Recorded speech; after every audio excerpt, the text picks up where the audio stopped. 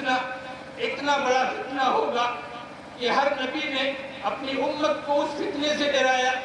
ہمارے نبی صلی اللہ علیہ وسلم نے بھی ہم سب کو اس کے فتنے سے ڈرایا اور آپ نے فرمایا کہ اگر وہ میرے سامنے میری زندگی میں آ گیا تو میں اس کے لیے تنہا کافی ہوں، لیکن میرے بعد جب آئے گا تو ظاہر ہے کہ ہر انسان یہ اس کے تعلق سے اپنے طور پر وہ اس سے نبر آزما ہوگا. دجال کا فتنہ، دجال کے فتنے کے تعلق سے احادیث میں آتا ہے کہ وہ جب مدینے میں داخل ہونا چاہے گا تو مدینے میں اس کا داخلہ نہیں ہو پائے گا. مدینے سے باہر بنجر زمین میں وہاں وہ ٹھہرے گا، اور جب دجال وہاں ٹھہرا رہے گا تو اس وقت مدینے سے ایک شخص نکلے گا جو اس وقت انسانیت کا سب سے افضل انسان ہوگا، سب سے بہتر انسان ہوگا. وہ نکلے گا مدینے سے اور نکلنے کے بعد وہ کہے گا کہ میں گواہی دیتا ہوں کہ تو وہی دجال ہے جس کے بارے میں ہمیں رسول اللہ صلی اللہ علیہ وسلم نے بتایا ہے. الذی حدثنا رسول اللہ صلی اللہ علیہ وسلم عنہ، جس کے بارے میں میرے نبی نے بتایا ہے، تو وہی دجال ہے. دجال کہے گا اپنے ساتھیوں سے کہ اگر میں اس کو مار دوں، اس کو میں اگر مردہ کر دوں اور مردہ کرنے کے بعد پھر دوبارہ زندہ کر دوں تو کیا تم میری اس خدائی کو مجھ کو تم مان لو گے؟ وہ سارے کے سارے کہیں گے کہ ہاں. پھر وہ دجال اس کو موت دے دے گا، یہ فتنہ ہوگا، اور اس کے بعد زندہ کرے گا. جب وہ اس کو زندہ کرے گا تو وہ شخص دوبارہ کہے گا کہ اب تو مجھے اور زیادہ یقین ہو گیا، اور زیادہ یقین ہوا مجھ کو کہ اب تو وہی دجال ہے جس کے بارے میں میرے نبی نے بتایا تھا. آپ بتائیے تو صحیح میرے بھائیوں کہ وہ شخص کیوں اس طرح سے بول رہا ہے؟ کیوں؟ اس لیے کہ اس کے پاس علم ہے، حدیث کا علم ہے، نبی کی تعلیمات کا علم ہے.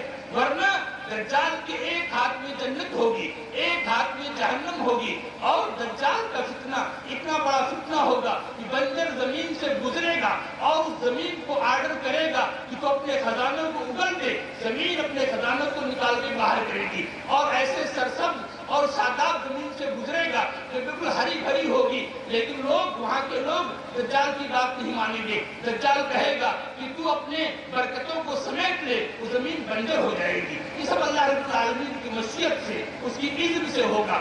اب آپ سوچئے کہ اتنے بڑے فتنے کے مقابلے میں ایک شخص تنہا کھڑا ہوتا ہے، اور دجال جب اس کو مردہ کرنے کے بعد دوبارہ زندہ کرتا ہے اللہ کے حکم سے، اللہ کی مشیت سے، تو وہ انسان کہتا ہے اب مجھے اور یقین ہو گیا کہ تو ہی وہ دجال ہے جس کے بارے میں میرے نبی نے بتایا تھا. یہ کیوں بول رہا ہے؟ علم کی بنیاد. اس کے پاس علم ہے، اس نے احادیث کو پڑھا، اس نے قرآن کریم کو پڑھا، اس نے اسلامی تعلیمات کو پڑھا، نبی کی احادیث کو پڑھا، اس کا ایمان مضبوط ہوا، اس کا عقیدہ مضبوط ہوا، تو آج وہ سب سے بڑے فتنے کے مقابلے میں ڈٹ کر کے کھڑا ہوا ہے. یہ علم کی برکت ہے میرے بھائیوں. ایک انسان کے یہاں اگر علم نہیں ہے، آپ یقین جان لیجئے وہ فتنوں کا مقابلہ نہیں کر سکتا ہے. میں مانتا ہوں اس بات کو کہ ہمارے بچے کالجوں میں جائیں، یونیورسٹیز میں جائیں، لیکن اگر ان کے پاس دین کا علم نہیں ہے، شریعت کا علم نہیں ہے،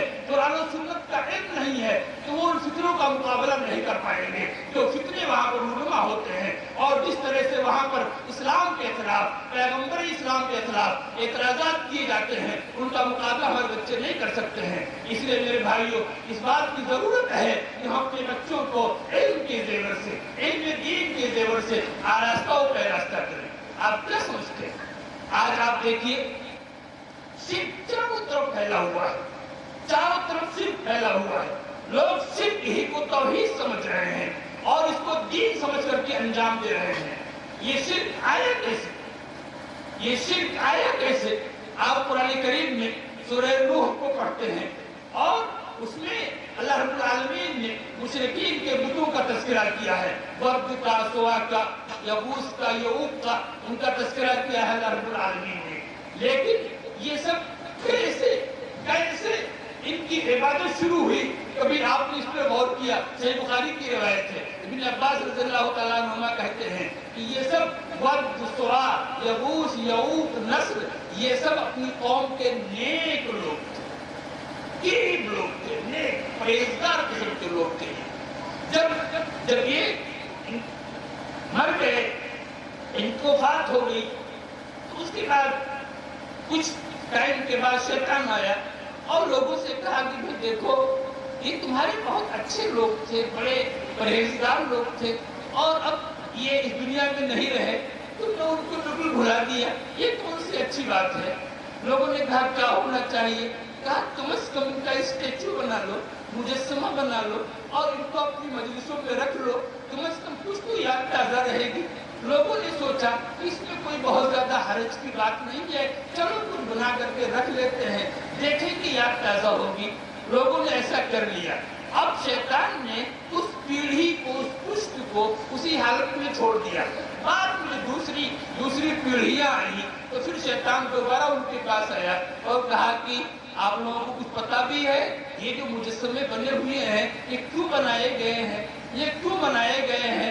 कभी आपने गौर भी किया? इनकी इबादत की जरूरत है। इब्न अब्बास रज़ियल्लाहु तआला अन्हु कहते हैं, फलम्मा हलका उलाइका व तनस्सखल इल्म उबिदत, जब पहले के लोग जिन्होंने मुजस्समे बनाए थे, स्टैचू बनाए थे, वो खत्म हो गए, वो तनस्सखल इल्म, और इल्म भी खत्म हो गया, तब इनकी इबादत शुरू हुई।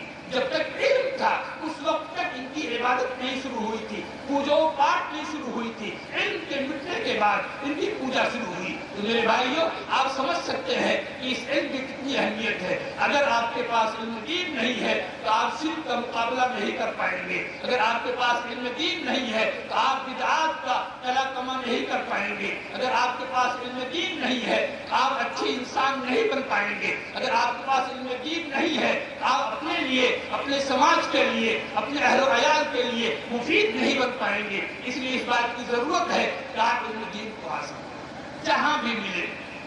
और इल्म दीन के वसूल का सबसे बड़ा जरिया इस वक्त ये मदारिस इस्लामिया है। ये मदारिस इस्लामिया बड़े मदारिस हों या छोटे मदारिस हों या मकातिब हों, ये सबसे बड़ा जरिया है इल्म दीन के वसूल का। इन मदारिस, ये दरअसल दीन का किला है मेरे भाइयों।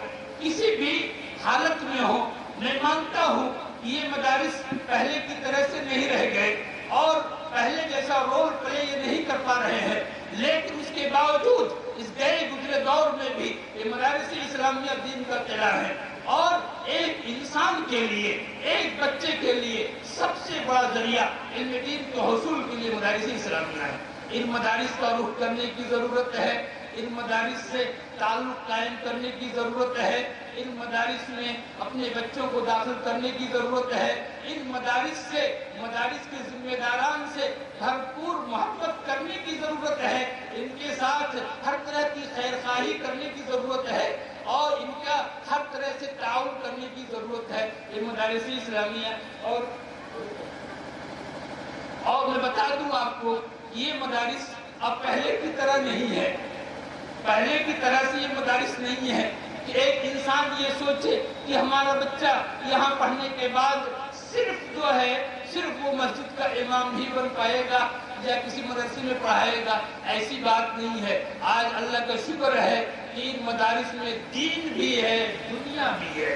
एक बच्चा जो यहाँ आता है तो वो दीन का इल्म हासिल करता है, अपने ईमान और अकीदे को मजबूत करता है और साथ ही साथ आज इन मदारिस इस्लामिया का ताल्लुक यूनिवर्सिटीज से इस तरह से मजबूत हो गया है कि उन यूनिवर्सिटीज में तालीम हासिल करके एक बच्चा दुनिया की तालीम से भी अपने आप को आरास्ता और पैरास्ता कर लेता है।